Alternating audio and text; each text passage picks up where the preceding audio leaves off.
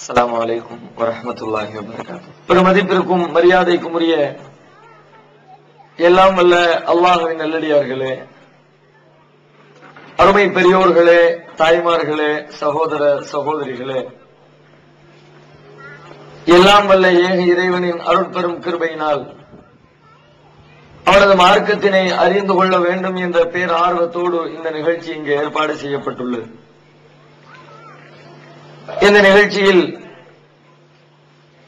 தனி மனித ஒழுங்குகள் குறித்து இஸ்லாம் என்ற தலைப்பு எனக்கு வழங்கப்பட்டுள்ளது. இந்த தலைப்பு தேர்ந்தெடுக்கப்பட்டதற்கான காரணம் என்னவென்றால், இன்றைக்கு உலகத்தின் பல்வேறு பாகங்களிலும் இஸ்லாத்தினுடைய போதனைகள் மக்கள் மத்தியிலே விரிவாக பேசப்பட்டுக் கொண்டிருப்பதை பார்க்கிறோம். அதிலும் குறிப்பாக நாம் வாழுகிற இந்த தமிழகத்தில் இஸ்லாமிய போதனைகள் ஏகத்துவ எழுச்சியின் வழியாக மிக விரிவாக எங்கு பார்த்தாலும் பொதுக்கூட்டங்கள் வழியாகவும் துண்டு பிரசுரங்கள் வழியாகவும் இன்ன பிற பல்வேறு வழிகளிலும் இஸ்லாத்துடைய கொள்கைகளும் கோட்பாடுகளும் மக்கள் மத்தியிலே திரும்ப திரும்ப சொல்லப்பட்டுக் கொண்டிருக்கின்றன. ஆனால் பொதுக்கூட்டங்களிலே பேசப்படுகிற இஸ்லாத்துடைய கொள்கைகள், தத்துவங்கள் தனி மனிதர்களுடைய வாழ்க்கையை சீர்படுத்தி இருக்கிறதா, அவர்களுடைய உள்ளங்களை மாற்றி அமைத்திருக்கிறதா, எத்தனை மனிதர்களின் வாழ்க்கையை மேம்படுத்தி இருக்கிறது என்பதை ஒவ்வொரு தனி மனிதனின் வாழ்க்கைக்கு உள்ளே புகுந்து நாம் ஆய்வு செய்ய முற்பட்டால் பெரும்பாலும் மேடைகளில் இருக்கிற இஸ்லாமிய போதனைகள், பேச்சுக்கள் முஸ்லிம்களுடைய வாழ்க்கை முறையிலே அதிகமான தாக்கத்தை ஏற்படுத்தவில்லை என்பதை வாழ்க்கையின் மூலமாக அறிந்து கொள்ள முடிகிறது. எனவே இந்த காலகட்டத்தில் உலகத்தை சீர்திருத்த பொதுக்கூட்டங்கள் நடத்துகின்ற நாம் நம்முடைய தனிப்பட்ட வாழ்க்கை முறையிலே நம்மை நாம் சீர்படுத்திக் கொள்ள வேண்டியதனுடைய அவசியத்தை நாமும் விளங்கி பிறருக்கும் விளக்கிட வேண்டும் என்ற எண்ணத்தோடுதான் தனி மனித ஒழுங்குகள் என்ற தலைப்பு இங்கு தேர்வு செய்யப்பட்டுள்ளது. நாளை மறுமையில் அல்லாஹ்வுடைய அந்த தீர்ப்பு நாளில் விசாரணைக்கு உட்படுத்தப்படக்கூடிய அந்த தருணத்தில் அல்லாஹ் ரப்புல் ஆலமீன் திருமறையிலே சொல்லித் தருகிறான், நீங்கள் ஒவ்வொருவரும் இறைவனிடத்திலே தன்னந்தனியாகத்தான் வந்து சேர்வீர்கள். இந்த உலகத்தில் நாம் எப்படி வாழ்ந்திருந்தாலும் சரி, சமூகமாக, குடும்பமாக, கோத்திரங்களாக, பல்வேறு பதவிகளில், பொறுப்புகளில், அதிகாரங்களில் நாம் வருகிற பொழுது முன்னே 2 பேர் பின்னே 2 பேர் என்று சொல்லி பட்டங்களோடு பரிவாரங்களோடு எப்படி நாம் இந்த உலகத்தில் வாழ்ந்திருந்தாலும் நாளை மறுமையில் அல்லாஹ்வின் சன்னிதானத்திலே வந்து சேருகிற பொழுது ஒவ்வொருவரும் தனித்தனியாகத்தான் அல்லாஹ்விடத்திலே வந்து சேர்வார். நம்முடைய தனிப்பட்ட வாழ்க்கை முறை எவ்வாறு அமைந்திருந்ததோ அதற்கு கணக்கிட்டுத்தான், அந்த கணக்கின் அடிப்படையில் தான் நாளை மறுமையினுடைய வெற்றி தோல்விகள் தீர்மானிக்கப்படும் என திருமறை குர்ஆன் சொல்லித் தருகிறது. எனவே இன்றைய தினம் வாழக்கூடிய நாம் நம்முடைய சமுதாய அமைப்பிலே பிறரோடு பழகக்கூடிய அந்த பழக்க வழக்கங்களிலே, சமுதாயத்திலே ஒருவரோடு ஒருவர் நடந்து கொள்ள வேண்டிய நடவடிக்கைகளிலே பெற்றோரோடு, பிள்ளைகளோடு, குடும்பத்தாரோடு, உறவினர்களோடு, தெருக்காரர்களோடு, ஊராரோடு அவர்களுக்கு செய்ய வேண்டிய கடமைகள், ஒழுங்குகள், வேலைகள், உரிமைகள் இவற்றை நாம் பேணி வாழ்ந்தாலும் கூட நம்முடைய தனிப்பட்ட வாழ்க்கையின் ஒழுங்குமுறைகளை சீர்கெட்டு போனது என்று சொன்னால், நம்முடைய உள்ளம் சார்ந்த அந்தரங்க நடவடிக்கைகள் கெட்டு போனது என்று சொன்னால், நாம் எவ்வளவுதான் பிறருக்கு உதவி செய்திருந்தாலும், எவ்வளவுதான் பிறர் நலனை பேணி நடந்திருந்தாலும் நாளை மறுமையிலே நஷ்டவாளிகளாக நாம் மாறி போய்விடுவோம் என்பதனை முதலில் நாம் நினைவில் கொள்ள வேண்டும். தனி மனிதன் என்று சொல்லுகிற பொழுது நபிகள் நாயகம் ஸல்லல்லாஹு அலைஹி வஸல்லம் அவர்கள் அதிலே பிரத்யேகமாக ஒரு செய்தியை சொல்லித் தருகிறார்கள். ஒவ்வொரு தனி மனிதனும் கவனத்தில் கொள்ள வேண்டிய மிக முக்கியமான ஒரு அம்சம், அலா இன்ன ஃபில் ஜஸதி முல்கா, மக்களை அறிந்து கொள்ளுங்கள், உடலிலே ஒரு பாகம் இருக்கிறது, ஒரு உறுப்பு இருக்கிறது. இதா சலஹத் சலஹல் ஜஸது குல்லுஹு, அந்த ஒரு உறுப்பு சீரடைந்து விட்டால் மொத்த உடலும் சீரடைந்து விடும். இதா ஃபஸதத் ஃபஸதல் ஜஸது குல்லுஹு, அந்த ஒரு உறுப்பு சீர்கெட்டு விட்டால் மொத்த உடலும் சீர்கெட்டு விடும், மொத்த வாழ்க்கையும் சீர்கெட்டு விடும். அலா வஹியல் கல்ப், அறிந்து கொள்ளுங்கள், அதுதான் உள்ளம் என்று நபிகள் நாயகம் ஸல்லல்லாஹு அலைஹி வஸல்லம் சொன்னார். ஒவ்வொரு தனி மனிதனிடமும் இருக்கக்கூடிய மிக முக்கியமான ஒன்று அவனுடைய உள்ளம், அவனது சிந்தனை, அவனுடைய மூளை. அந்த மூளை சீர்கெட்டு விட்டால், அவனுடைய சிந்தனை தவறிழைத்து விட்டால் அவனுடைய மொத்த வாழ்க்கையும் தவறிலே மூழ்கிவிடும். எனவே ஒவ்வொரு மனிதனும் கவனம் செலுத்த வேண்டிய மிக முக்கியமான ஒரு அம்சம், எனது உள்ளம் எதை சிந்திக்கிறது, எனது மூளை எதை அசை போடுகிறது, எனது உள்ளத்திலே உருவாகக்கூடிய எண்ணங்கள் எந்த அளவிற்கு நன்மையாக இருக்கிறது என்பதனை முதலில் சீர்தூக்கி பார்த்து, அது சீர்கெட்டு இருக்கிறதா சீர்பெற்று இருக்கிறதா, அது கெட்டுப் போனது என்று சொன்னால் அதை சரிபடுத்துவதற்கான வழிமுறைகள் என்ன என்பதனை தெரிந்து அதனை சரி செய்வதற்கான வேலைகளில் ஒவ்வொரு மனிதனும் இறங்கியாக வேண்டும் கட்டாயமாக. ஏனெனில் உள்ளம்தான் மனிதனுடைய ஒட்டுமொத்த வாழ்க்கையும் தீர்மானிக்கக்கூடிய ஒரு சாதனம். அதனால்தான் அல்லாஹ்வுடைய தூதர் இந்த அளவிற்கு அதற்கு முக்கியத்துவம் கொடுத்திருப்பதை பார்க்கிறோம். இந்த உள்ளத்திலே எழக்கூடிய சிந்தனைகள், எண்ணங்கள் நம்மிடத்திலே இன்றைக்கு சரியாக இருக்கிறதா? மிக சரியான சிந்தனைகளை மாத்திரமே நாம் நினைத்து அந்த அடிப்படையில் வாழ்க்கையை அமைத்துக் கொண்டிருக்கிறோமா என்று சொன்னால், உள்ளத்தில் எழக்கூடிய எண்ணங்களில் பெரும்பாலான எண்ணங்கள், பெரும்பாலான சிந்தனைகள், பெரும்பாலான உணர்வுகள் கெட்டவையாக, அசிங்கமானவையாக, அதன் மூலமாக வெளிப்படக்கூடிய செயல்பாடுகளும் கெட்டவையாக, அசிங்கமானவையாக மாறி போயிருப்பதை பார்க்கிறோம். எனவே அந்த உள்ளத்தை சீர்படுத்தியாக வேண்டும். நாம் உள்ளம் என்று சொன்னால் குறிப்பாக இன்றைக்கு எத்தனையோ செய்திகளை நாம் பேச முடியும். குறிப்பாக ஒன்று இரண்டு செய்திகளை மாத்திரம், இந்த உள்ளத்தில் எழக்கூடிய தீமையான சிந்தனைகளை குறித்து ஒன்றிரண்டு செய்திகளை மாத்திரம் இன்றைக்கு நாம் பார்ப்போம்.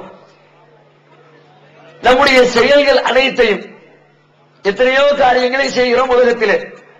நாளை மறுமையினுடைய வெற்றிக்காக, அல்லாஹ்விடத்திலே நெருக்கத்திற்காக அவனை தொழுகிறோம், அவனுக்காக நோன்பு இருக்கிறோம், அவன் காட்டிய வழியிலே தர்மம் செய்கிறோம், அவனுடைய காபாவை தரிசித்து ஹஜ் செய்கிறோம், அவனது திருமறையை படித்து நன்மையை பெருக்குகிறோம், அவனுக்காக திக்ருகளில் ஈடுபடுகிறோம், அவனுக்காக ஆதரவற்ற முதியவர்களை பராமரிக்கிறோம், அவனிடத்திலே நெருக்கத்திற்காக அனாதைகளை பராமரித்து வளர்த்து ஆளாக்குகிறோம். இப்படி எத்தனையோ நல்லறங்களை செய்கின்றோம். இவ்வாறு நாம் செய்யக்கூடிய எந்த நல்லறங்களாக இருந்தாலும், எப்படிப்பட்ட நன்மைகளாக இருந்தாலும், உண்மையிலே அந்த நன்மையான காரியங்கள், நாம் செய்யக்கூடிய அந்த நல்லறங்கள் நாளை மறுமையில் நமக்கு நன்மை தர வேண்டும் என்று சொன்னால், அதற்கு நம்முடைய உள்ளத்திலே ஒரு அடிப்படையான சிந்தனை இருக்க வேண்டும். இவை அனைத்தும் படைத்த இறைவனின் திருப்திக்காகத்தான் நான் இதை செய்கின்றேன். இந்த சிந்தனை கெட்டுப் போனது என்று சொன்னால், இந்த சிந்தனையோடு வேறு ஏதேனும் தவறான சிந்தனைகள் உள்ளத்திலே எழுந்துவிட்டது என்று சொன்னால், அல்லாஹ்விடத்திலே நன்மையும் வேண்டும், அதனோடு சேர்த்து அருகாமையில் இருக்கிறவர்களுடைய நெருக்கமும் வேண்டும், உலகத்திலே இருக்கிறவர்களுடைய பாராட்டுதலும் வேண்டும், ஊரில் இருக்கிறவர்களுடைய மரியாதையும் வேண்டும், கூட்டம் போடுகிறவர்கள் நமது கருத்திலே மாலையும் போட வேண்டும், நம்மை பார்க்கிறவர்கள் எல்லாம் நம்மை பாராட்ட வேண்டும் என்று சொல்லி உள்ளத்திலே ஒரு தவறான சிந்தனை கடந்து விட்டது என்று சொன்னால், பிறருக்காக, புகழுக்காக, பாராட்டுதலுக்காக, அல்லது தன்னை உயர்வானவர் என்று காட்டிக் கொள்வதற்காக, தன்னுடைய உள்ளத்தை தன்னை பெருமைக்குரியவராக மக்கள் மத்தியிலே காட்டிக்கொள்ள வேண்டும் என்ற சிந்தனைக்காக இந்த வேலையை நாம் செய்துவிட்டோம் என்று சொன்னால், நாம் செய்த வேலை எப்படிப்பட்ட வேலையாக இருந்தாலும் சரி, எத்தனை லட்சம் ரூபாய் மதிப்பு நிறைந்த வேலையாக இருந்தாலும் சரி, என் மனிதர்களுடைய வாழ்க்கையில் விலை மதிக்க முடியாததாக கருதப்படுகிற அவருடைய உயிரையே கொடுக்கின்ற காரியமாக இருந்தாலும் சரி, அதனால் நாளை மறுமையிலே அல்லாஹ்விடத்திலே எந்த நன்மையும் பெற்றுக் கொள்ள முடியாது. நபிகள் நாயகம் ஸல்லல்லாஹு அலைஹி வஸல்லம் அவர்கள் மிக தெளிவாக இந்த கருத்துக்களை நமக்கு விளக்கித் தருகிறார்கள். அவருடைய வாழ்க்கையிலே ஒரு மனிதர் ஒரு செய்தியை சொல்லித் தருகிறார்கள். நாளை மறுமையிலே அல்லாஹ்வுடைய சபையிலே சில மனிதர்களை எழுப்பி அல்லாஹ் விசாரணைக்காக நிறுத்துவார். அதிலே ஒரு மனிதர் அல்லாஹ்வின் பாதையில் அவனது மார்க்கத்தை மேலோங்க செய்ய வேண்டும் என்பதற்காக வேண்டி அறவழியிலே போரிட்டவர், ஆயுதம் தாங்கி போரிட்டவர். அவ்வாறு போரிட்ட அந்த மனிதர் கடுமையாக எதிரிகளை தாக்கி எதிரிகளால் தாக்குதலை அனுபவித்து இறுதியிலே தனது உயிரை அந்த போர்க்களத்திலே மாய்த்துக் கொண்டார். அப்படிப்பட்ட உயிர் தியாகி ஒருவரை அல்லாஹ் மறுமையிலே எழுப்புவார்.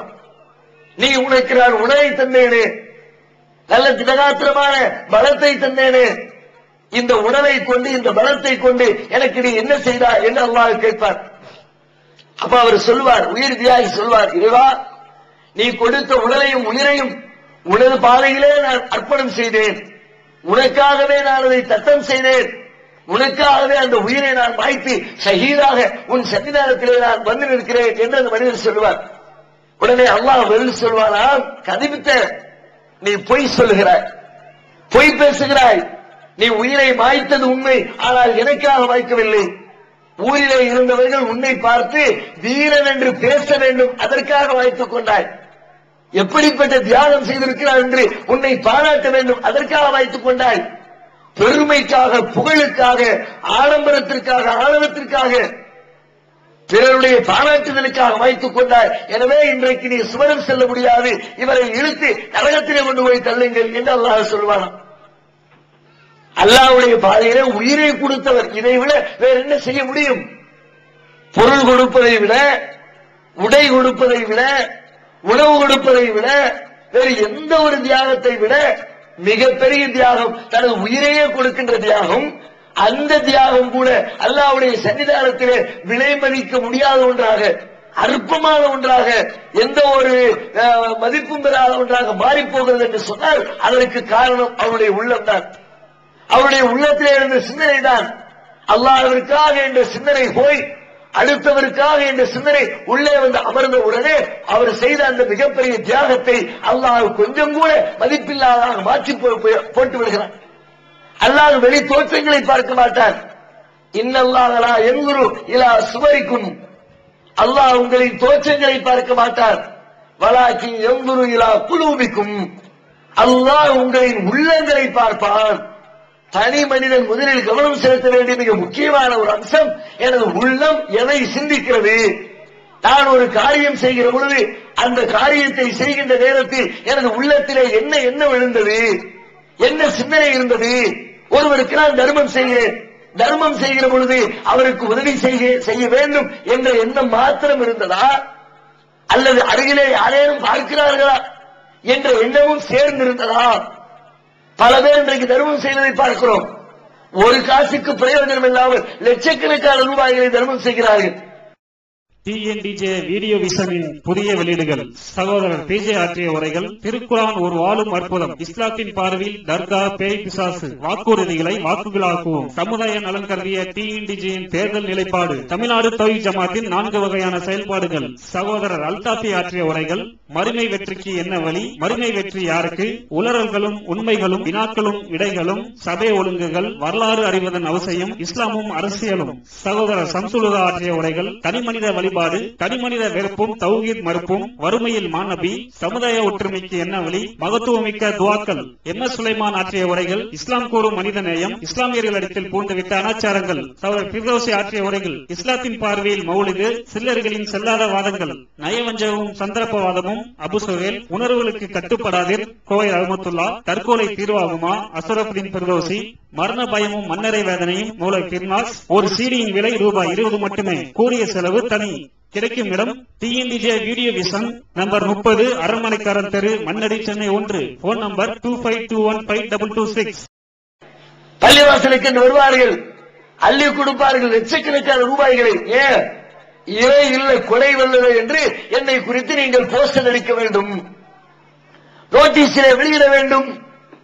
இவர்தான் உபயம் என்று போட்டு மதிப்புமிகு இன்னார் அப்துல் காதர் அவர்கள் இந்த பள்ளிவாசலை கட்டித்தந்தார்கள் என்று சொல்லி பள்ளிவாசலின் முகப்பிலே ஒரு பெரிய கல்வெட்டு வைக்க வேண்டும் என்றெல்லாம் கல்வெட்டுக்காக, பாராட்டுக்காக, புகழுக்காக லட்சக்கணக்கான ரூபாய்களை அள்ளி கொடுக்கிறார்கள். ஆனால் அல்லாஹ்விடத்திலே 5 பைசாவிற்கு கூட அது பிரயோஜனம் இல்லாமல் மாறிப்போவதை பார்க்கிறோம். ஏன் இந்த தர்மம்? எதனால் இந்த இழப்பு? அவருடைய உள்ளத்திலே ஏற்பட்ட உள்ளத்திலே உள்ள நோய் சீர் செய்யப்படாமல் நீங்கள் என்ன செய்தாலும் சரி, கிணற்றிலே கிடக்கக்கூடிய செத்துப்போன நாயையும் பன்றியையும் தூக்கி போடாமல் இவ்வளவுதான் அதற்குள்ளே நீங்கள் நல்ல நீரை ஊற்றினாலும் சரி, எப்படி அந்த கிணற்றை சுத்தம் செய்ய முடியாதோ அதே போன்று உள்ளத்திலே இருக்கிற கசடுகளை நீங்கள் சுத்தம் செய்யாதவரை எத்தனை பெரிய நல்லறத்தை செய்து முடித்தாலும் அதனால் இறைவனிடத்திலே நன்மையை பெற்றுக் கொள்ள முடியாது. எனவே நமது நன்மைகள் அனைத்தையும் அழித்துவிடக்கூடிய உணர்வு பெருமை என்ற உணர்வு, தன்னை பெருமிதமாக கருதி கொள்ளக்கூடிய உணர்வு. இந்த உணர்வை முதலில் நமது உள்ளத்தில் இருந்து நாம் கலைந்து எடுக்க வேண்டும். நமது உள்ளத்தை இதிலிருந்து சுத்தப்படுத்த வேண்டும். அதை சுத்தப்படுத்துவதற்கு வழி என்ன? அதை சுத்தப்படுத்துவதற்கு இஸ்லாம் காட்டி தந்திருக்கிற சோப்பு என்ன? உடலை சுத்தம் செய்வதற்கு கடையில போய் சோப்பு வாங்கிட்டு வந்துருவோம். உடையை சுத்தம் செய்வதற்கு கடையிலே விற்கின்ற சோப்பை போட்டு சுத்தம் பண்ணிடுவோம். ஆனால் இந்த உள்ளத்தை சுத்தம் செய்வதற்கு என்ன சோப்பு? ஆன்மீக ரீதியான ஒரு சோப்பை தருகிறார்கள், ஆன்மீக ரீதியான போதனையை செய்கிறார்கள். அந்த போதனையை மிகச் சரியாக புரிந்து அதனை நமது வாழ்க்கையில் மிகச் சரியாக கடைபிடிக்கிற பொழுது உள்ளத்தில் இருக்கிற இந்த கசடுகளை, அழுக்குகளை, அசுத்தங்களை நீக்கி நமது உள்ளத்தை பரிசுத்தப்படுத்திக் கொள்ள முடியும். அது என்ன சோப்பு? மிகச் சிறந்த சோப்பு. திருமறை குர்ஆனுடைய முதல் அத்தியாயம், அந்த அத்தியாயத்தை திறந்தவுடனேயே நமது கண்களில் படுகின்ற முதல் வசனம் அல்ஹம்துலில்லாஹி ரப்பில் ஆலமீன். இதுதான் அந்த சோப்பு. இஸ்லாம் சொல்லித்தர சோப்பு உள்ளத்தினுடைய கசடுகளை நீக்குவதற்கு, உள்ளத்திலே இருக்கிற நோயை நீக்கி அதை குணப்படுத்துவதற்கு அல்லாஹ்வும் அல்லாஹ்வுடைய தூதரும் நமக்கு சொல்லித்தரக்கூடிய அருமருந்து திருமறையுடைய முதல் அத்தியாயத்தினுடைய முதல் வசனம். அதில் இருக்கிற முதல் வாசகம் அல்ஹம்துலில்லாஹ். என்ன பொருள்? பெரும்பாலும் தெரிந்து வைத்திருப்போம். எல்லா புகழும் அல்லாஹ்விற்கு, அகிலங்களை எல்லாம் படைத்தாளுகின்ற அல்லாஹ் ஒருவனுக்கே புகழ் அனைத்தும் உரித்தாகுக. இந்த சொல் சாதாரண சொல் அல்ல, பார்ப்பதற்கு சாதாரண சொல், சொல்லுவதற்கு எளிதான சொல். ஆனால் இந்த சொல்லை மிக சரியாக புரிந்து நமது வாழ்க்கையிலே பயன்படுத்த வேண்டிய கட்டத்திலே நாம் பயன்படுத்த துவங்கிவிட்டால் இந்த சொல் ஏற்படுத்தக்கூடிய மாற்றங்கள் சாதாரண மாற்றம் இல்லை. நமது வாழ்க்கையின் போக்கை தலைகீழாக புரட்டி விடுகிற ஆற்றல் இந்த சொல்லுக்கு உண்டு. இந்த சொல் ஆன்மீக ரீதியாக நமது உள்ளத்தை பண்படுத்துகிற சொல். நமது பெருமையை, புகழை பாராட்டக்கூடிய அந்த உணர்வுகளை எல்லாம் அடித்து நொறுக்குகிற ஆற்றல் படைத்த சொல். மனிதனுடைய வாழ்க்கையில் பல்வேறு தருணங்களில் பிற மனிதர்களால் அவர்கள் புகழப்படக்கூடிய சூழல் ஏற்படும். சில நேரங்களில் ஒரு போட்டி நடக்கும், போட்டியில ஜெயிச்சிருவாரு, ஜெயிச்சா என்ன நடக்கும்? ஜெயிச்ச உடனே எல்லாரும் பாராட்டுவாங்க, என்ன பெரிய சாதனை பண்ணிருக்காருயா, எப்படி இந்த காரியத்தை ஜெயிச்சுட்டாரு, எப்படி வெற்றி அடைஞ்சிட்டாரு என்று சொல்லி பல பேரும் புகழ்வார்கள், பாராட்டுவார்கள். பிறருடைய பாராட்டுகளை கேட்கிற பொழுது இயற்கையிலே மனுஷன் தன்னை அறியாம அப்படியே மேல போவோம்.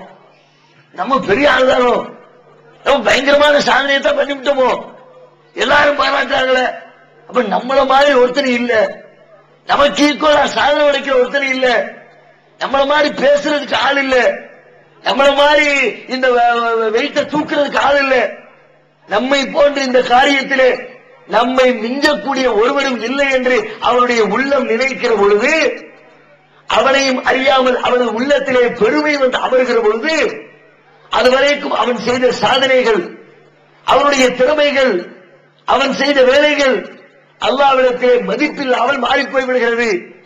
அவ்வாறு அந்த பாராட்டக்கூடிய அந்த தருணத்திலே, பாராட்டை பெறக்கூடிய அந்த நேரத்திலே ஒவ்வொரு முஸ்லிமுடைய நாவும் சொல்ல வேண்டிய வார்த்தை, நமது உள்ளம் நினைத்து பார்க்க வேண்டிய வார்த்தை, நான் சாதித்து விட்டேன், நான் ஜெயித்து விட்டேன், நான் முடித்து விட்டேன், நான் எதிரிகளை தோற்கடித்து விட்டேன். ஆனாலும் இந்த வெற்றிக்கான பேரும் புகழும் பாராட்டுதலும் பெருமையும் அல்ஹம்துலில்லாஹ், அது அல்லாஹ்வுக்கு தான் சொந்தம், எனக்கு சொந்தம் இல்லை. பெருமைக்குரியவன் நான் இல்ல. வலகுல் கிபிரியாவ் ஃபி ஸமாவாத்தி வல்லர். அல்லாஹ் குர்ஆன்ல சொல்றான், வானம் பூமியினுடைய பெருமை அல்லாஹ்விற்கு மாத்திரமே சொன்னவரை யாரும் சொந்தம் கொண்டாட முடியாது. பெருமை என்பது அல்லாஹ்வுக்குரிய அம்சம். அவருடைய ஆடை அண்ணலம் பெருமானார் சொல்கிறார்கள், அல்லாஹ்வுடைய மேலாடை. யார் பெருமை அடிக்கிறாரோ அவர் அல்லாஹ்வின் ஆடையிலே கை வைத்தவர் ஆவார். என் சட்டையில கை வச்சா எனக்கு எவ்வளவு கோவம் வரும்? நான் போட்டிருக்க சட்டையில ரோட்ல போய்கிட்டு இருக்கும்போது ஒருத்தர் சட்டை பிடிச்சு இழுக்கிறான், என்ன சொல்லுவோம்? கையிடம் கோவம் வருதுல. சாதாரண மனிதர்கள் நம்முடைய ஆடையில் ஒருவன் கை வைத்தால் நமக்கு கோபம் பொத்துக்கொண்டு வருகிறது என்று சொன்னால், சர்வலோகங்களில் ரப்பாயி அல்லாஹ்வுடைய ஆடையிலே ஒருவன் கை வைத்தால், அதற்கு பங்கம் விளைவித்தால், அதிலே சொந்தம் கொண்டாடினால் அல்லாஹ் பொறுத்துக் கொள்வானா? அல்லாஹ் கடுமையாக கோபப்படுகிறான். பெருமை என்பது என் மேலாடை, அதில் நீ சொந்தம் கொண்டாடாத, யாரும் பெருமை அடிக்காத, அதை நான் ஒத்துக்கொள்ள மாட்டேன் அல்லாஹ் சொல்கிறார். உலகத்தில் எத்தனையோ பலவிதமான போர்களை இந்த உலகம் சந்தித்திருக்கிறது. முதல் உலக போர் நடந்தது, இரண்டாம் உலக போர் நடந்தது, ஆயிரக்கணக்கான லட்சக்கணக்கான மக்களை இந்த உலகம் கொண்டு குவித்தது, கோடிக்கணக்கான மக்களுடைய உடல் உறுப்புகள் சிதைக்கப்பட்டது. அதற்கு என்ன காரணம்? வரலாற்றாசிரியர்கள் சொல்கிறார்கள், உலகத்திலே நடைபெற்ற முதலாம் உலக போருக்கும் இரண்டாம் உலக போருக்கும் அக்கம் பக்கத்தில் இருக்கிற நாடுகளோடு நடைபெறக்கூடிய சண்டைகளுக்கும் மிக முக்கியமான காரணம் என்ன என்று ஆய்வு செய்தால், மனிதர்களுடைய அன்றைய தினம் இந்த உலகத்திலே இருந்த ஆட்சியாளர்களின் உள்ளத்தில் இருந்த பெருமைதான் காரணம். பக்கத்து நாடுகளை எல்லாம் தன்னுடைய நாட்டோடு இணைத்து தன்னுடைய நாட்டை மிகப்பெரிய வல்லரசாக உலகத்தினுடைய அரங்கத்திலே அறிவித்துக் கொள்ள வேண்டும் என்ற அந்த பெருமை, ஆணவம், மமதை, பக்கத்து நாட்டோடு சண்டையிடக்கூடிய உணர்வை மனிதனுக்கு தூண்டுகிறது. இப்படியே சண்டைகள் வளர்ந்து வளர்ந்து வளர்ந்து மிக பெரிய அளவிலே அது உலகத்தினுடைய போராக மாறி போய்விட்டது என்று சொல்லி வரலாற்றாசிரியர்கள் சொல்லித் தருவதை பார்க்கிறோம். உலகத்திற்கு இத்தனை பெரிய அழிவை ஏற்படுத்தி தரக்கூடிய ஒரு காரியத்தை மனிதர்களிடம் அல்லாஹ் விட்டு வைப்பானா? அதனால்தான் எந்த ஒரு பெருமையாக இருந்தாலும், புகழக்கூடிய காரியமாக இருந்தாலும், அதற்கான புகழும் பெருமையும் உனக்கு சொந்தமில்லை, அல்லாஹ்வுக்கு தான் சொந்தம். இன்னும் சொன்னாங்க ரசூலுல்லாஹ், யாராவது ஒருவன் உன்னை தேவையில்லாமல் உன் முகத்துக்கு முன்னால் வந்து புகழ்ந்தால், புகழுக்குரியவன் நான் இல்ல, என்ன ஒருத்தர் புகழ்றாரு, உங்களை ஒருத்தர் புகழ்றாரு, உங்களை மாதிரி முடியுமா? என்னமா முடிச்சிட்டிய வேலைய, இப்படி ஒருத்தர் நான் கண்டதே இல்லை, உலகத்துல உங்களுக்கு ஈக்குவலா ஒரு ஆள் இல்ல என்று ஒருவர் முகத்துக்கு இடையிலாக புகழ்கிறார். புகழ்ந்தால் என்ன நடக்கிறது? சர்வ சாதாரணமாக உலகத்திலே இன்றைக்கு நாம் காணக்கூடிய காட்சி என்ன? புகழ்ந்து விட்டால் போதும் தலகால் முடியாம ஆடுறார். அது மேடையில் வச்சு பல்வேறு மேடைகளை பார்க்கிறோம். மேடைகள் எல்லாம் பெரும்பாலும் தலைவர்களை அமர வைத்துக் கொண்டு புகழ் பாடக்கூடிய வேலை. தலைவரே, வல்லலே, குடை வல்லலே, மா வீரனே, இதே தெய்வமே, என்னென்னலாமோ போட்டு இவருடைய கேட்டு செஞ்சுக்கிட்டே ரசிக்கிட்டே இருப்பார், பலவல காட்டுவார். இவனுக்கு சம்மந்தமே இருக்காது. வீரன் என்று சொல்வதற்கு அவருக்கும் வீரத்துக்கு சம்மந்தம் இருக்காது. ஆனால் பெரு வீரனே, மா வீரனே அப்படிமா பல காட்டிக்கிட்டே இருப்பார். நபிகளார் சொல்கிறார்கள், உன் முகத்துக்கு நேராக யாராவது புகழ்ந்தால் அவன் மூஞ்சில மண்ணெல்லி வீசுகிறான். ஏன்? அவன் உன்னை ஆளை கவுத்தி ஆதாயம் பார்க்கிறதுக்கு உன்னை புகழ்றான்டா. புகழ்கிறான் என்று சொன்ன உடனே மயங்கிறாவே, உண்மையில புகழல, ஒன்னு புகழ்ந்து அதுல ஏதோ ஆதாயம் எதிர்பார்க்கிறான். எனவே புகழுக்குரிய வாசல்கள், உங்களை புகழ்வதற்கான வாய்ப்புகள் தேடி வந்தால் முதலில் அந்த வாசலை அடைத்து வைக்க வேண்டும். அல்லாஹ்வுடைய தூதர் சொல்கிறார்கள், லா துத்ரூனி கமா அத்ரத்தின் நஸாரா ஈஸா இப்னு மரியம். தோழர்களே, மரியமுடைய மகன் ஈசாவை கிறிஸ்தவ தோழர்கள், சமுதாயத்தவர்கள் வரம்பு மீறி புகழ்ந்ததை போன்று என்னை நீங்கள் புகழாதீர்கள். என்னை எப்படி புகழுங்கள்? அப்துல்லாஹி வ ரசூலுஹு, அல்லாஹ்வுடைய அடிமை என்று புகழுங்கள், அவருடைய தூதர் என்று புகழுங்கள். இது எனக்கு புகழ்ச்சி. அப்துல்லான்னு சொல்லு, எனக்கு சந்தோஷம். அல்லாஹ்வுடைய அடிமைன்னு சொல்லு, நான் உண்மையிலே அல்லாஹ்வுக்கு அடியாளா இருக்கிறதுல சந்தோஷப்படுறேன். ரசூலுஹு, அவருடைய தூதர்னு சொல்லு, அது எனக்கு சந்தோஷம். வேற எதை சொல்லியும் புகழாத. அப்துல்லா விட்டு மாத்தி புகழாத, ரசூலுல்லாஹ் விட்டு மாத்தி புகழாத. இந்த ரெண்டை சொல்லி புகழ், வேற எந்த புகழையும் புகழாத. வெறுமன வாயில சொல்லல. இன்னைக்கு உலகத்துல பல தலைவர்கள் சொல்லுகிறார்கள், புகழாது எப்பா தலைவர் சொல்லுவான், என்னால ஓவரா புகழா மேடையில் வச்சு பேசுவார். தலைவரே வல்லலே கொடை வல்லலே பாரு, ரொம்ப புகழாப்பா விடப்பா. அதுக்கு என்ன அர்த்தம்? புகழாதுன்னு அர்த்தம் இல்ல, கூட ரெண்டு சேர்த்து போட்டு புகழ அர்த்தம். விடுங்க தலைவரை, உங்களை விட்டுட்டு வேற யார புகழு? அந்த பாயிண்ட பிட்ட போட்டு ஓட்டி விட்டு கூட ரெண்டு புகழ்றதுக்கு வழி. அல்லாஹ்வுடைய தூதர் அது மாதிரி எப்ப புகழாதிய அப்படின்னு சொன்னது கூட ரெண்டு புகழ்றதுக்கா? தங்களுடைய வாழ்க்கையில் அவர்களின் தோழர்கள் தங்கள் அறியாமையால் எங்கெல்லாம் புகழ்ந்தார்களோ அந்த நேரத்தில் எல்லாம் அந்த புகழை நபிகள் நாயகம் கண்டிக்கிறார்கள். சொன்ன வார்த்தையை தனது வாழ்க்கையிலே கடைபிடித்து காட்டுகிறார்கள். எந்த அளவிற்கு? அவருடைய நபிகள் நாயகத்தினுடைய மகன் இப்ராஹிம், சின்னஞ்சிறு குழந்தை, ஒரே ஒரு ஆம்பளை பிள்ளை. அந்த பிள்ளையை அல்லாஹ் எடுத்துக்கிட்டான். சின்ன பிள்ளை மரணிச்ச நேரம் பிள்ளைய தூக்கி கையில வச்சிருக்கிறாங்க. கண்கள்ல கண்ணீர் கொட்டுது. அல்லாஹ்வு ததுமாவு ஒரு கல்வி ஹசுனு இன்னாலி ஃபிராக்கிக்க யா இப்ராஹிம் லமஹசூனூன். கண்கள் கண்ணீர் வடிக்கிறது, உள்ளம் வேதனையால் நிறைந்திருக்கிறது. இப்ராஹிமே, உன்னுடைய பிரிவால் நாங்கள் மிக்க கவலை அடைந்து விட்டோம் அப்பா என்று நபிகள் நாயகம் அந்த பிரிவு தாங்க அவள் கண்களில் கண்ணீர் சொட்ட அழுது கொண்டிருக்கிறார்கள். அந்த நேரத்தில் வெளியே சில தோழர்கள் பேசிக்கிட்டு இருக்கிறாங்க. அன்னைக்கு பார்த்து சூரிய கிரகணம். இன்னைக்கு எதுக்கு சூரிய கிரகணம் தெரியுமா? ரசூலுல்லாஹ்வுடைய பிள்ளை இறந்து போயிட்டார்ல, இப்ராஹிம் மௌத்தாயிட்டார்ல, அதனாலதான் சூரியனே கிரகணம் அனுஷ்டிக்குது, துக்கம் அனுஷ்டிக்குது அப்படிதான் சொல்லுவாங்க. ஏதாவது ஒரு நிகழ்வு நடந்து ஒரு தலைவர் வந்தா உடனே அந்த தலைவரோட சம்மந்தப்பட்டுவாங்க. ஒரு ஊருக்கு தலைவர் வருவார், அன்னைக்கு பாருங்க மழை பெய்யும், உடனே பேசுவாங்க, தலைவர் கால் எடுத்து வச்சா புண்ணியமா மழை அப்படியே கொட்டோ கொட்டு பல நினைச்சுக்கிட்டே இருப்பான். உனக்கும் மழைக்கு ஏதாவது சம்மந்தம் உண்டா? நீ நான் மழையை பெய்ய சொன்ன, உனக்கும் வானத்துக்கு ஏதாவது சம்பந்தம் இருக்கா? எந்த தொடர்பும் இருக்காது. புண்ணியமா கால் எடுத்து வச்சா மழை கொட்டுதுன்னா இவருக்கு கேட்க சந்தோஷமா இருக்குது. நபிகள் நாயகத்தினுடைய தோழர்கள் அப்படி பேசுகிறார்கள். ஒரு புறத்திலே மகன் இறந்த வேதனை உள்ளத்தை நிறைத்திருக்கிறது. ஆனாலும் அல்லாஹ்வுடைய தூதர் வீட்டை விட்டு வெளியில வர்றாங்க. வந்து சொல்லாங்க, தோழர்களை பார்த்து, தோழர்களே சொல்லாதீங்க. எப்படி? யாரு சொன்னது? அஷ்ஷம்ஸ் வல் கமர், சூரியனும் சந்திரனும் அல்லாஹ்வுடைய அத்தாட்சிகள், மனிதர்களின் காலங்காட்டிகள். யாருடைய பிறப்புக்கோ யாருடைய இறப்புக்கோ அவைகள் கிரகணம் பிடிப்பதில்லை. அல்லாஹ் விட்ட கட்டளையின்படி அவைகள் சுற்றி சுழன்று கொண்டிருக்கின்றன. அதுக்கு என் பிள்ளையுடைய இறப்புக்கு சம்மதம் இல்லை. சொல்லணுமா? இது முதல்ல வேதனை உள்ளத்தை அடைத்துக் கொண்டிருந்தால் கூட மக்கள் தமது அறியாமையால் நம்மை புகழ்கிறார்கள்.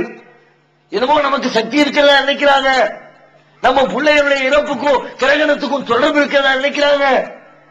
அவர்களின் அறியாமையால் புகழ்கிறார்கள். புகழ்ந்து விட்டு போகட்டும் விடல, அந்த நேரத்தில் கூட வந்து புகழாதீர்கள் என்று தடுப்பதை பார்க்கிறோம். தங்களுடைய வாழ்க்கையில் பல்வேறு கட்டங்களில் புகழப்படுவதற்கான வாசலை இழுத்து சாத்துவதை பார்க்கிறோம்.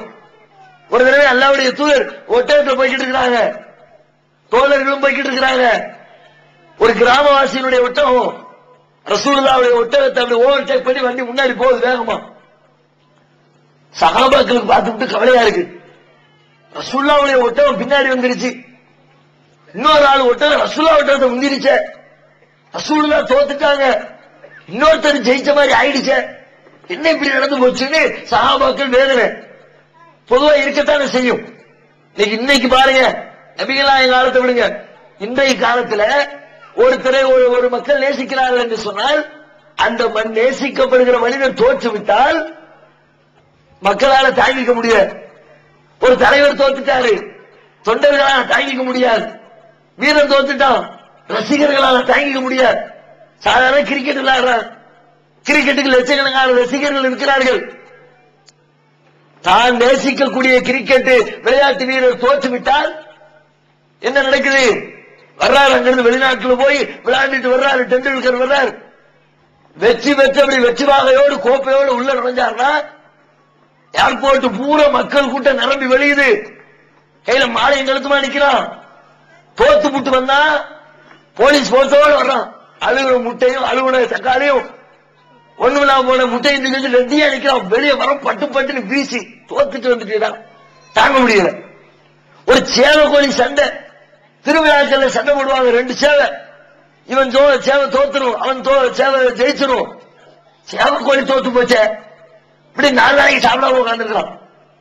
இப்படிப்பட்ட இன்றைய உலகத்திலே இப்படிப்பட்டவர்களை பார்க்கிறோம் என்று சொன்னால், நபிகள் நாயகத்தினுடைய தோழர்கள் நபிகள் நாயகத்தை எப்படி நேசித்தார்கள்? தங்களுடைய உயிருக்கும் மேலாக அல்லவா? அந்நபியும் அவுலாவில் மூமினீன மின் அன்ஃபுஸிஹிம். இந்த நபி மூமின்களுக்கு தங்களின் உயிரை விட மேலானவர். அந்த அளவுக்கு உஸ்ரை விட மேலான நேசிச்சு அல்லாஹ்வுடைய தூதருடைய ஒட்டகம் தோத்து போச்சுன்னா சஹாபாக்கள் சுமர்பாங்களா? வேதனை தாங்க முடியல. நபிகள் நாயகம் பார்க்கிறார்கள், சஹாபாக்குள்ளே அந்த முக குறிப்பை பார்த்து கொண்டு நம்ம ஒட்டகம் பின்னங்கிறதுனால சஹாபாக்கள் கவலைப்படுகிறார் என்பதை புரிந்து கொண்டு உடனே கூப்பிட்டு சொன்னாங்க, உலகத்திலே உயர்ந்து செல்லுகிற எந்த ஒன்றும் அதனை அல்லாஹ் தாழ்த்தாமல் இருப்பதில்லை. எல்லாம் வெற்றியே அப்படின்னு யாரும் கிடையாது. ஜெயிச்சுக்கிட்டே இருக்கிற ஒரு உலகத்தில் யாருமே கிடையாது. தில்கல் ஐயாமும் நுதாவிலுஹா பைனன் நாஸ். மனிதர்கள் மத்தியிலே காலச்சக்கரத்தை மாறி மாறி சுழல விடுகிறோம். ஒரு நாள் வெற்றி, ஒரு நாள் தோல்வி. மேல இருக்கிற பகுதி கீழே வரும் சக்கரத்துல, கீழே இருக்க பகுதி மேல போகும். இதுதான் எதார்த்தம். நான் 2 நாள் ஜெயிச்சா ஒரு நாள் தோப்பேன், 2 நாள் தோத்தா ஒரு நாள் ஜெயிப்பேன். உலகத்துல எது இப்படி சொல்லணுமா? என்ன அவசியம் வந்துச்சு? ஆனால் நபிகள் நாயகம் ஏன் சொல்கிறார்கள்? அவர்கள் புகழப்படுவதற்கான தருணம் இது. நபிகள் நாயகத்துடைய தோல்வி தாங்க முடியாமல் தோழர்கள் மனவேதனைப்படுகிற பொழுது, தோத்துட்டேனே கூட கொஞ்சம் கிளப்பி விடாம, தோத்தது சரிதான், நான் தோல்வி அடைந்தது சரிதான் என்று உலக வரலாற்றிலே எந்த தலைவனாவது சொல்லி கேள்விப்பட்டிருக்கிறோமா? இன்னைக்கு வரைக்கும் பார்த்திருக்கிறோமா? தலைவனுக்கு இன்னொரு எதிரி இயக்கத்தினுடைய தலைவனுக்கும் போட்டி நடக்குது. எதிரி ஜெயிச்சுட்டான், நான் தோத்தது சரிதான் என்று எந்த தலைவனாவது வாதிடுவார்களா? அல்லாஹ்வுடைய தூதர் வாதிடுகிறாரே. புகழப்படுவதற்கான வாசல் அது. புகழ்ச்சியை அடைக்கிறதுக்கு நான் தோத்தது சரி.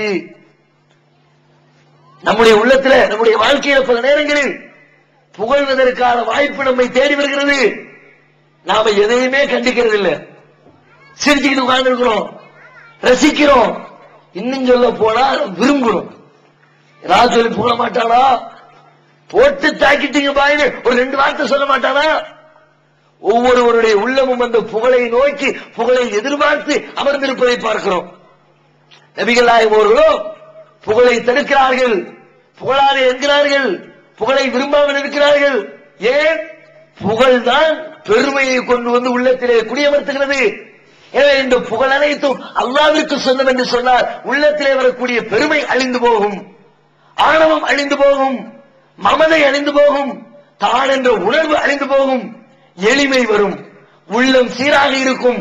நாம் செய்யக்கூடிய வேலைகள் அனைத்துமே வறுமையில நன்மைக்குரியதாக அல்லாஹ்விடத்தில் அதற்குரிய நன்மையை நம்மால் பெற்றுக்கொள்ள முடியும். அதனால்தான் ரசூலுல்லாஹ் தன் வாழ்க்கையில புகழப்படக்கூடிய அத்தனை தருணத்திலும் அல்ஹம்துலில்லாஹ் அல்ஹம்துலில்லாஹ் அல்ஹம்துலில்லாஹ் சொல்லிக்கிட்டே இருப்பார். திருக்குர்ஆன் பல வரலாற்று நிகழ்ச்சிகளை சொல்லித் தருகிறது. இப்ராஹிம் அலைஹிஸ்ஸலாம் எப்படிப்பட்ட இறை தூதர், அல்லாஹ்வுடைய தோழராக திருமறை குர்ஆன் வர்ணிக்கக்கூடிய ஒரு இறை தூதர். உலக படைப்புகளிலேயே ஒரு சிறந்தவரை நாம் அறிமுகம் செய்ய வேண்டும் என்று சொன்னால் அதற்கு தகுதியான ஒரே மனிதர் இப்ராஹிம் அலைஹிஸ்ஸலாம். ஒரு தடவை ரசூல் ஸல்லல்லாஹு அலைஹி வஸல்லம் இடத்துல ஒரு மனிதர் வருகிறார், வந்து சொல்றார், பேச ஆரம்பிக்கும் போது, யா கைரல் பரியா, படைப்புகளில் சிறந்தவரே அப்படின்னு ஆரம்பிக்கிறார்.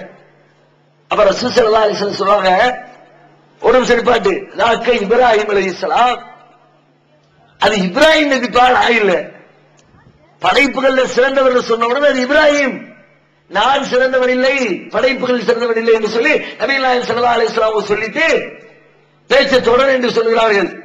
அப்படிப்பட்ட இப்ராஹிம் அலைஹிஸ்ஸலாம் அவர்களுடைய வாழ்க்கையிலே திருமணம் நடக்கிறது. திருமணம் நடக்கிற தருணம் உலகம் முழுவதும் எதிர்ப்பு நிறைந்திருக்கிற தருணம். அவங்களை யாரும் அங்கீகரிக்கல. அவங்களை பெற்ற தகப்பனாரு அவங்களை அங்கீகரிக்கல, அவங்களுடைய தாய் அங்கீகரிக்கல, அவங்களுடைய நண்பர்கள் அங்கீகரிக்கல, அவங்களுடைய உறவுக்காரங்க அங்கீகரிக்கல, அவங்களுடைய ஊரார் அங்கீகரிக்கல, அவங்களுடைய அரசு நாட்டு கவர்மெண்ட் அங்கீகரிக்கல. எல்லோருடைய எதிர்ப்பையும் சம்பாதித்து திருமணம் செய்து முடிக்கிறார்கள். திருமணம் செஞ்சா திருமணத்துக்கு பிறகு உலகத்தில் இருக்கிற எல்லா கணவன் மனைவியும் எதிர்பார்க்கக்கூடிய அந்த பிள்ளை சந்ததி இப்ராஹிம் அலைஹிஸ்ஸலாத்துக்கு கிடைக்கல. நாட்கள் தள்ளி போகுது. உதாரணமா ஒரு 25 வயசுல கல்யாணம் முடித்திருப்பார்கள் என்று சொன்னால் 27 வயசாச்சு பிள்ளை இல்ல, 30 வயசாச்சு குழந்தை இல்ல, 35 ஆச்சு குழந்தை இல்ல, 40 ஆச்சு குழந்தை இல்ல. என்ன ஆயிருக்கும் அந்த ஊர்ல? கொஞ்சம் யோசிச்சு கற்பனை பண்ணி பாருங்க. அந்த மக்களுடைய பழக்க வழக்கங்களை எல்லாம் தவறு என்று சொல்லி அவர்களுடைய வழிபாட்டு முறையெல்லாம் விமர்சித்து அவர்களுடைய தெய்வங்களை எல்லாம் அந்த சிலைகளை எல்லாம் கோடாலையால் உடைத்து நாசப்படுத்தி அதை செய்தது சரிதான் என்று வாதிட்டு மக்களுடைய ஒட்டுமொத்த எதிர்ப்பையும் சம்பாதித்து வைத்திருக்கிற ஒரு மனிதருக்கு, அல்லாஹ்வுடைய தூதன் என்று தன்னை அறிவித்துக் கொண்டிருக்கிற ஒரு மனிதருக்கு காலாகாலத்திலே குழந்தை பாக்கியம் கிடைக்கவில்லை என்று சொன்னால் அந்த ஊர் மக்கள் என்ன பேசியிருப்பார்கள்?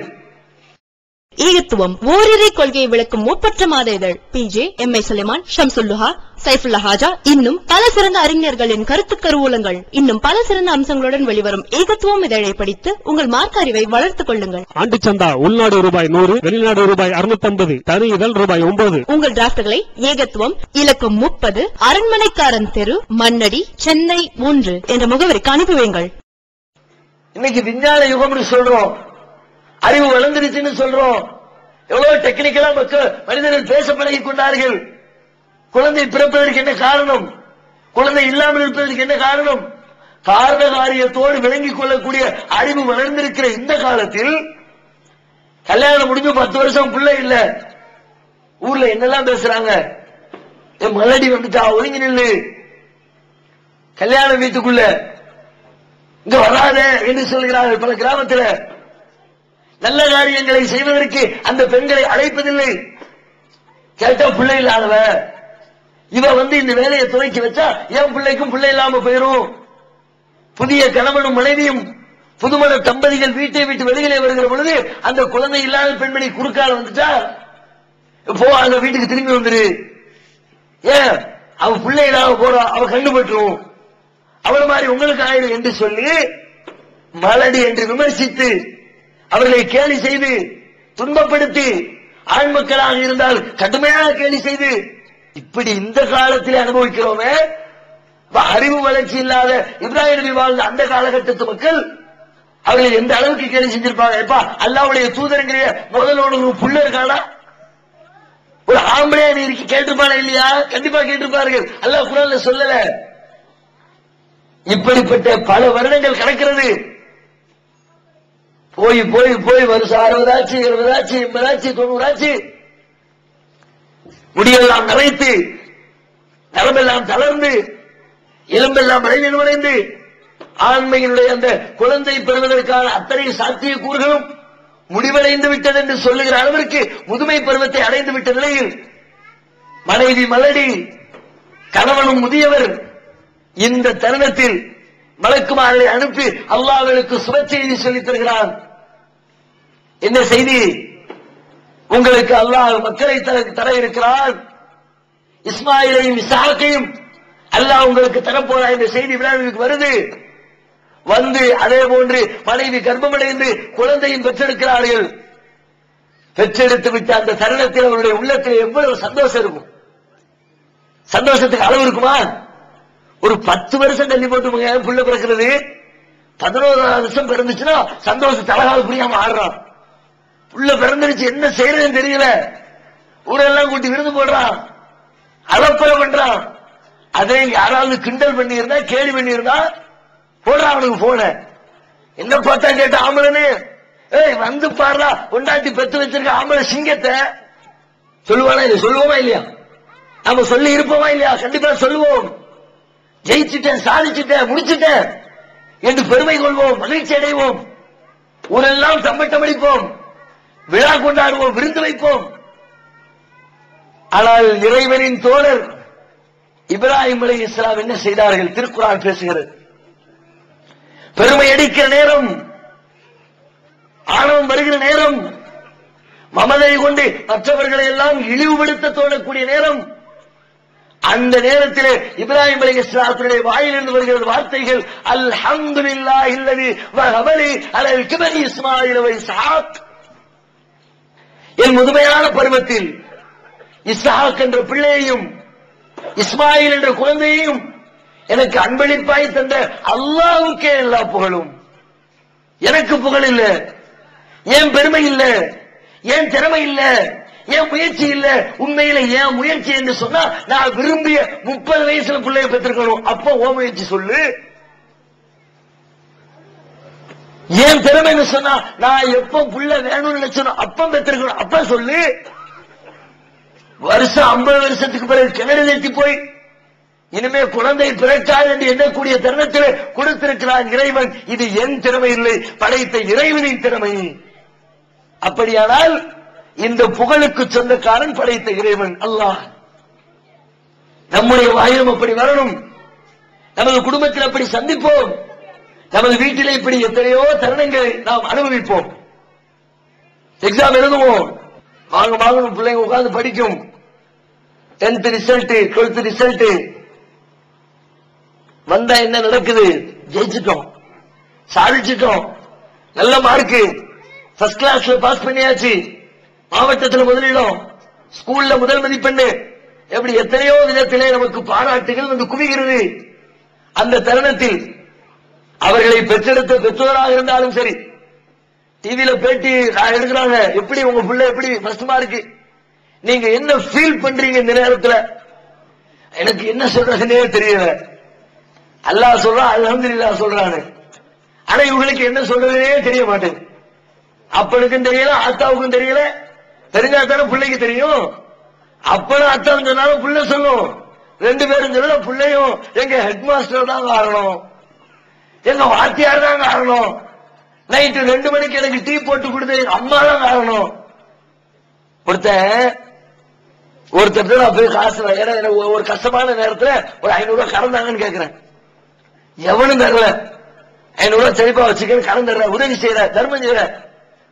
தர்மத்தை வாங்கிக்கிட்டு நான் என்ன சொல்லணும்? வாங்க, ரொம்ப சந்தோஷங்க, ரொம்ப நன்றிங்க, கஷ்டமான நேரத்தில் உதவி செஞ்சீங்க, உங்க உதவியை மறக்க மாட்டேன், ரொம்ப அல்லாஹ் நான் நன்றி சொல்லணும் அப்படின்னு நன்றி சொல்லணும்.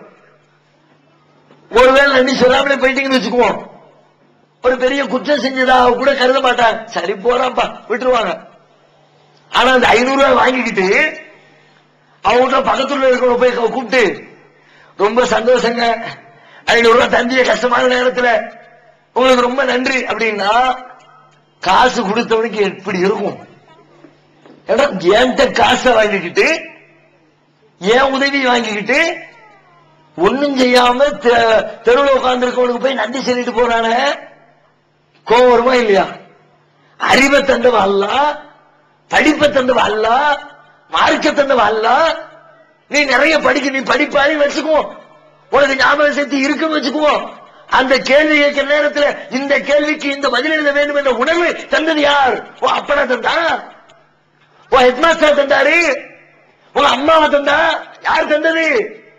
அந்த அல்லாஹ் வல்லவா தந்தார். அந்த நினைவை படைத்த இறைவன் உனக்கு அந்த நினைவாற்றலை தந்து, அந்த சரி நினைவும் வந்துருச்சு, நல்ல எழுதுறீங்க, எழுதிக்கிட்டே இருக்கிறோம். கொஞ்ச நேரம் எழுதியாச்சு, திடீர்னு கை வலிக்குது. கடைசி வரைக்கும் உன்னை எழுத வச்சது யாரு? கை வலி இல்லாம எழுத வச்சது யாரு? உனக்கு தூக்கம் வராம எழுத வச்சது யாரு? டென்ஷன் இல்லாம எழுத வச்சது யாரு? மை தீர்ந்து போகாம எழுத வச்சது யாரு? ஒண்ணு செஞ்சது ரப்பு. அந்த ரப்ப நினைச்சு பார்க்காம, அவனுக்கு நன்றி சொல்லாம, அவனை புகழாம, என்னமோ சாதிச்சுட்டோம், அவரு செஞ்சாரு இவரு செஞ்சாரு. இதுதான் பெருமைக்கான அடித்தளம், ஆணவத்திற்கான அடித்தளம். இன்றைக்கு என் தகப்பன் காரணம் என்று சொல்லுகிறவன் நாளைக்கு நான் தான் காரணம் என்று சொல்லுவான், என்னுடைய முயற்சி காரணம் என்று சொல்லுவான், என்னுடைய சிந்தனை காரணம் என்று சொல்லுவான்.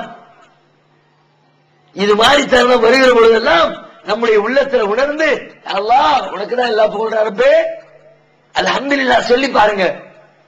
மந்திரமா சொல்லாதீங்க, பொருள் உணர்ந்து சொல்லுங்க.